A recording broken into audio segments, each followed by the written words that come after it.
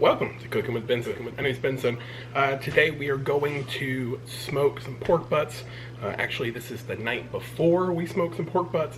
What we have is two roughly 7.5 to 8 pound pork butts that we're going to throw in an electric smoker with some wood chips for quite a few hours tomorrow, but we want to get them seasoned the night before. This one thing with smoking your meat, actually, honestly, that's the thing that a lot of people don't realize is you should season your meat the night before because it gives it more time for it to soak into the meat.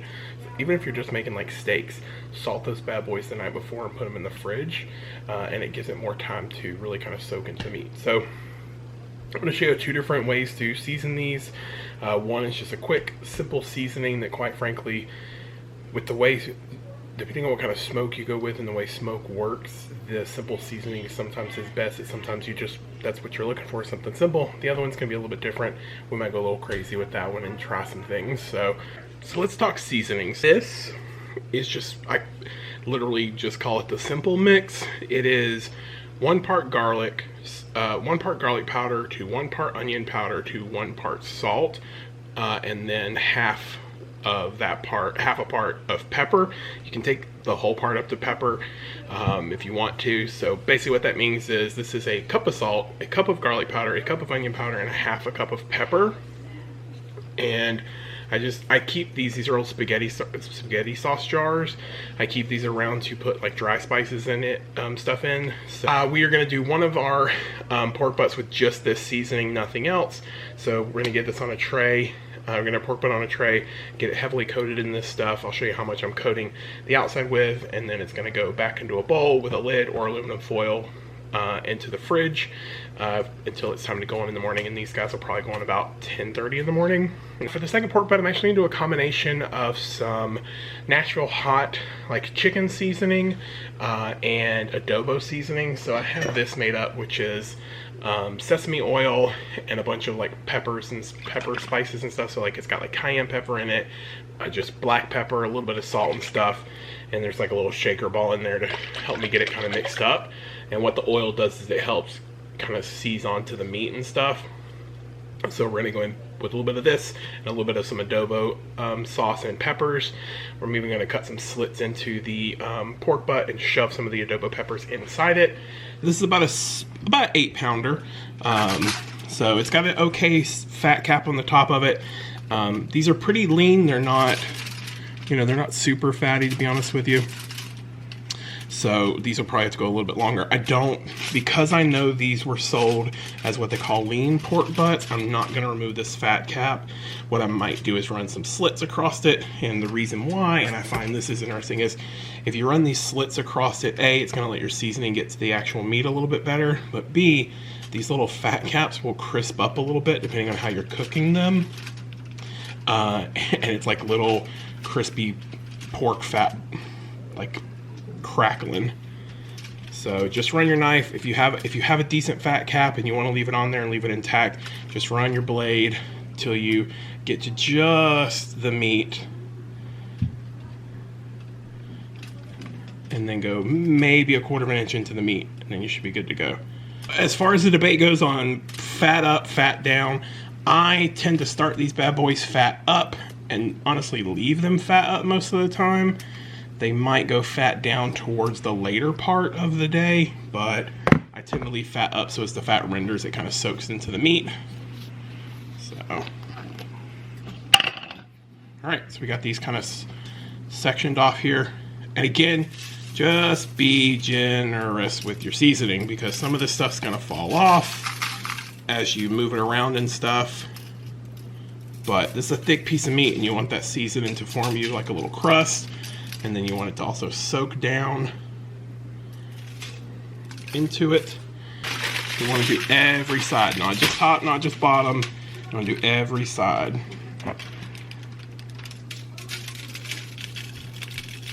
Now for this next guy, I am going to do the standard rub on it, and then we're going to add the adobo stuff. So I got a small fat cap on this guy. So we're going to go down. I'm doing it a little bit closer together on the slit simply because I want that adobo seasoning to really kind of penetrate. Alright, so because I'm trying to infuse 2 different flavors, the Nashville hot and the adobo, I'm gonna go ahead and get my natural hot shaken. And then we'll add about a half a cup to my measuring cup. Probably closer to a cup. I'm gonna take my adobo seasoning. It's like an adobo paste, basically. I blend these together real well, so we're gonna fix that with just a lid. So just drizzle that in there. Look at that, look at that, look at that earthy brown red color. It is gorgeous. So got this guy, good lid, good airtight seal. I'm gonna flip it and shake it, and flip it and shake it, and flip it and shake it again. Please make sure you have a good bowl with a good lid and a good seal. Otherwise, you're gonna flip it and not shake it, you're gonna wear it. What do you think? Good and coated? Now it's time to get these guys in the fridge and leave them there overnight, and I'll bring you back when it's time to put it in the smoker. I'll show you my electric smoker. I'll show you how it works, how it cooks, and how it actually provides the smoke. So smoke can change the flavor of your meat, what you're cooking. That's why there are different versions. Applewood's gonna kind of give it a little bit more sweeter. Mesquite's gonna give it a little bit more like earthy, spicier flavor to it. There's a big difference in your smoke. So make sure, if you really want to get into smoking, understand that it is a science, and to learn the flavor profiles of your smoke that you're using. So I'll see you guys back in the morning, and we'll get this underway. Alright, so this is the smoker that I'm using. It's just an electric smoker. I've had it a while, so it's really dirty. It just sits on my front porch. So you can set the temperature anywhere from 100 to 275 degrees, and you can set a timer up to 24 hours and like 59 minutes. This lets you regulate the amount of smoke and the amount of heat it retains. So like if you just want to go at 275 full throttle, get as much smoke and heat as you can, you keep it closed and only a little bit gets out. Down here on the side, that's a jalapeno I lost last night. Down here on the side, that's where you can put more wood chips in after the smoker's already going. It's got a grease drain thing on the back. It's got just a little latch on the side. Again, I've had it for a while, so it's got plenty of smoke coloring to it. There's a little tray right there for water, which I just smoked some stuff in it last night, so I've got to clean that out. That's actually bacon grease that's dripped into the water. But the heating element is under here, so it blocks it from getting direct heat. And then that's where you put your starting wood chips in, and then the tube on the outside shows you where more go in. So it's not super huge, just kind of something small. So we're gonna go get the pork butts out of the refrigerator, let them sit on the counter for 30 or 40 minutes while this thing heats up. So they're kind of gonna be at room temperature, and we'll get it started. So for this, hickory. So hickory's the wood chips I have. So it's literally just, you know, little shavings of wood. And honestly, I could put I'll empty what's in there now, the ashes, put a handful of this in there, once I get them in there and get them started. Because what I'll do is I'll crank this up to 175 and let it get the temperature. Then come out here, shut it down. I do that because I want the inside to be warm once it starts. Come out here, put in the wood chips, put in the meat, crank it up to 275, let it run at 275 for about 45 minutes to an hour. So basically so that the heat kind of starts to encase the outside and lock in the juices and stuff. And then I'll crank it back down to like 175 and let it run for a few hours. So that first initial hour at 275 really builds up a ton of smoke inside the machine because it's heating all those wood chips up, and it lets me start the outside to seal all the juices and stuff in, and then I can crank it down, and then the smoke and the warmth will just sit there. So we've got our smoker running at about 180 right now. No meat in it just yet. There they are, those beautiful little pork loins. I brought some paper towels so I can put these in there. So what I'm going to do, because this one has spicy stuff on it, it's going to go on the lowest rack, and this guy's going to go on the top rack. That way none of the juices from this one drip onto this one, because I've got kids that don't really care for spicy stuff, so in the event this turns out too spicy for them, I don't want it to contaminate this one. So look at that. Oh yeah. Okay. Oh yeah, slid right in there. Remember, we're doing fat side up, so that way it kind of renders down.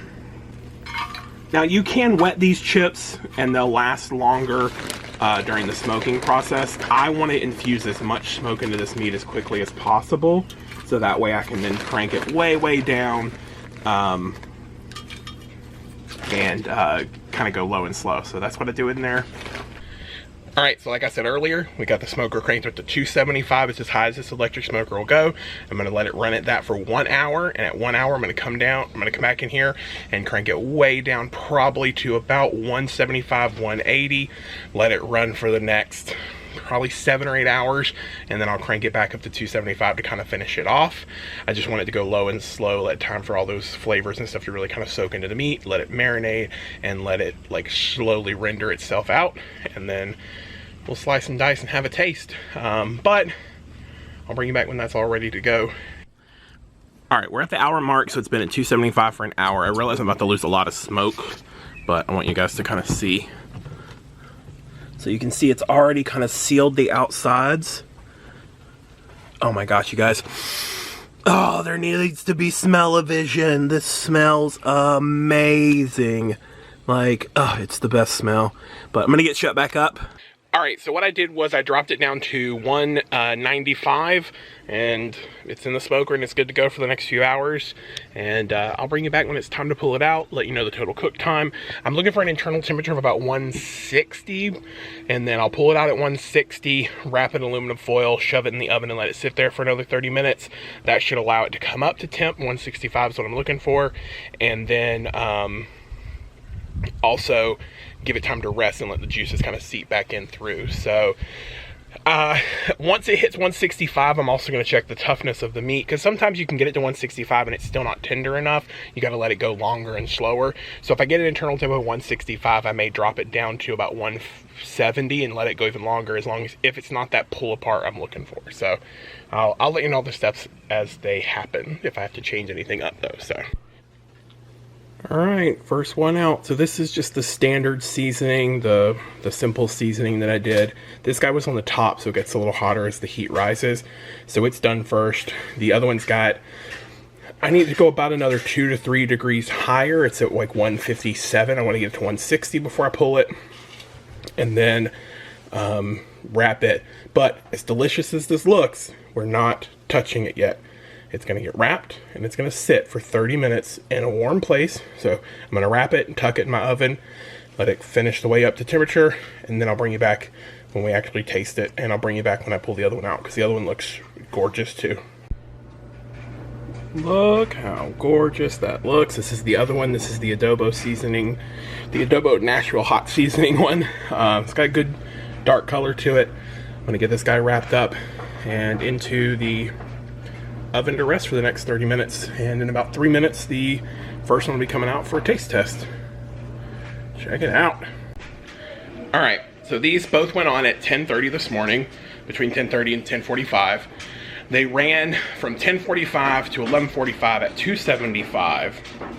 At 11:45, I dropped them down to 195, and they ran from 11:45 until 6:45 at 195. At 6:45, or at 7:40, at 6:45, I bumped the temperature up to 220, trying to get them to finish the last few degrees that I needed, because at that time, at 6:45, they were sitting at about 154. So they ran for 30 minutes at 225, and then I checked the temperature again. It had only gone up about 2 or 3 degrees, so I bumped it on the way up to 275, and as I bumped it to 275, my top one hit 160 internally, pulled it out, wrapped it, and put it in there.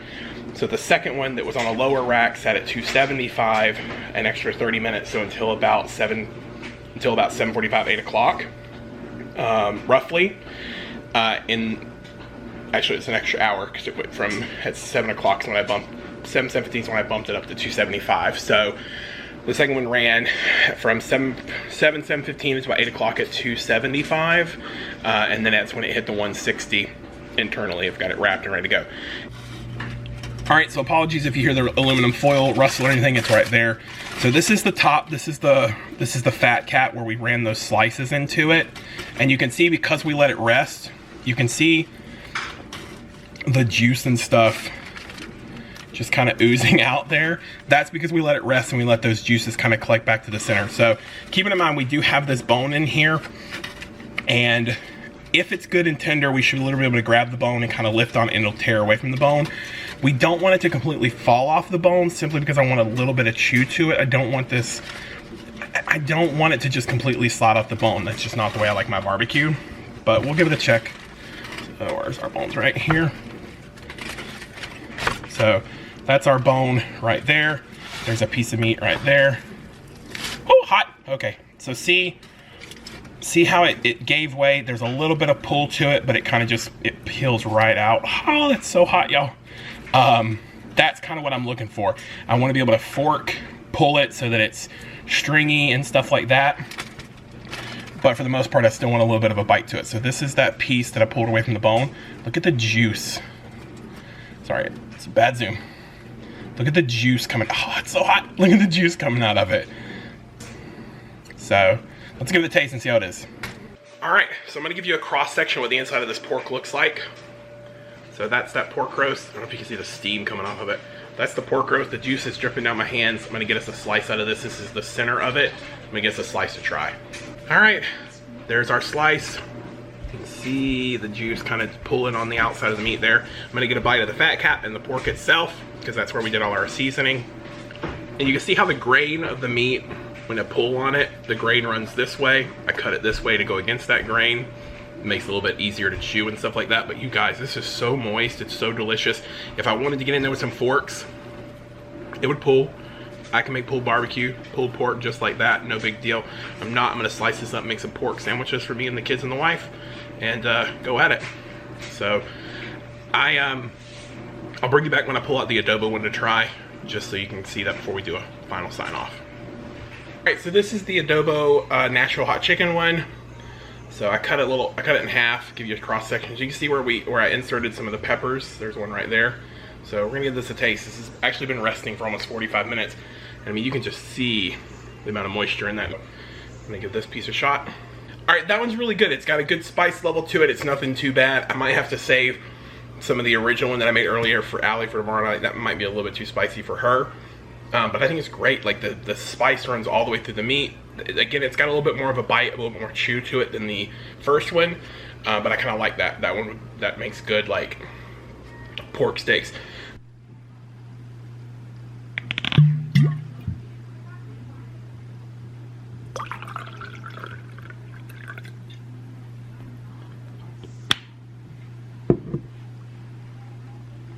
Hope you guys enjoyed this video. This is how you smoke pork butt.